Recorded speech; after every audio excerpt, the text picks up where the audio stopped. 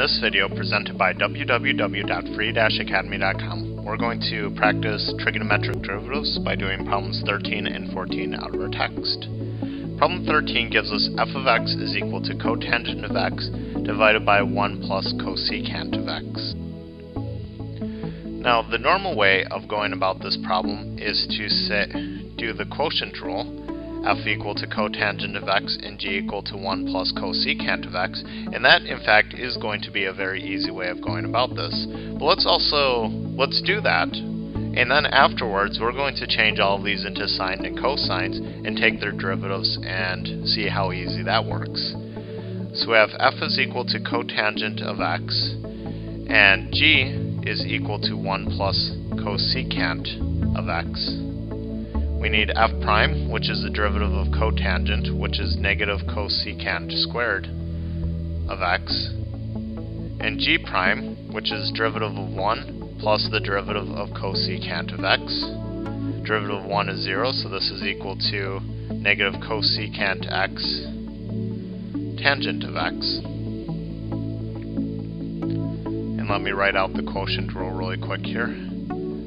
Derivative of f of g is g f prime minus f g prime over g squared. So now we can plug all of our stuff in and get our derivative. So this is 1 plus cosecant of x times f prime, which is negative cosecant squared of x. This will be minus f, which is cotangent of x,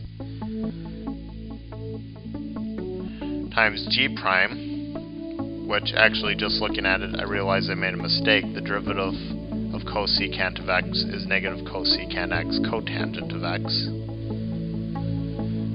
So now we put g prime in, bring the negative sign out front, cotangent squared cosecant of x. This is all divided by g squared, which is 1 plus cosecant of x, all squared. Well, that's quite an ugly little mess, isn't it? But, you know, that's the name of the game when you're doing these types of problems. Let's see if we can factor things down a little bit. This will be cotangent squared cosecant of x minus cosecant squared of x minus cosecant to the third.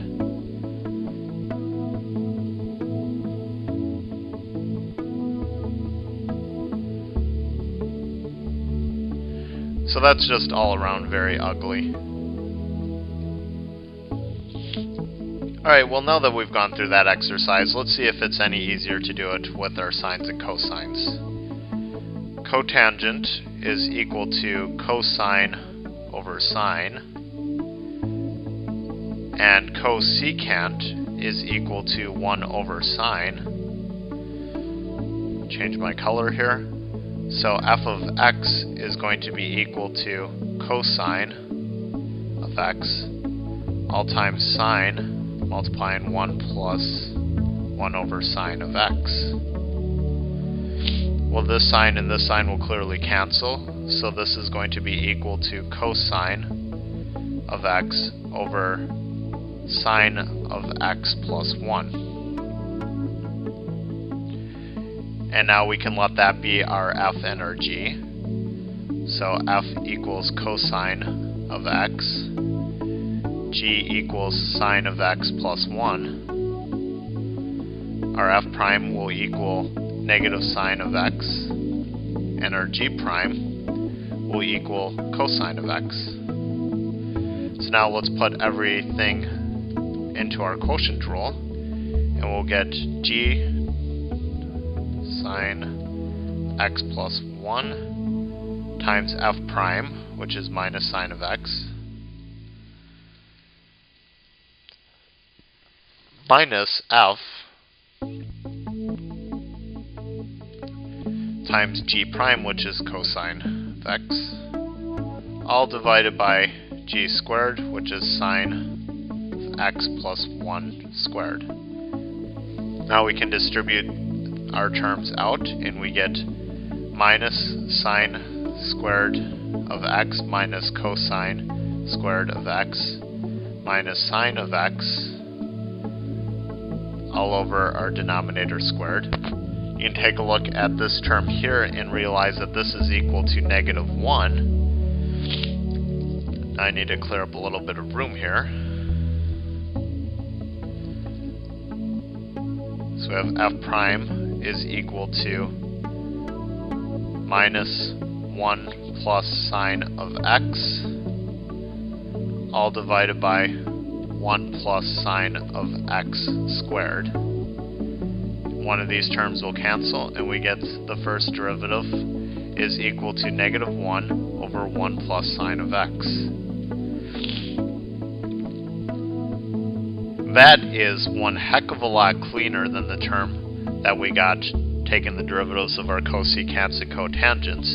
And even though these expressions are perfectly equivalent, it was a lot easier to get to this by converting to the sines and cosines. So sometimes it's better to do the conversions, sometimes it's better to do the derivatives first. It all depends on the problem. And there isn't, other than lots of practice, there's no good way of knowing which way is the best way to go until you get into it.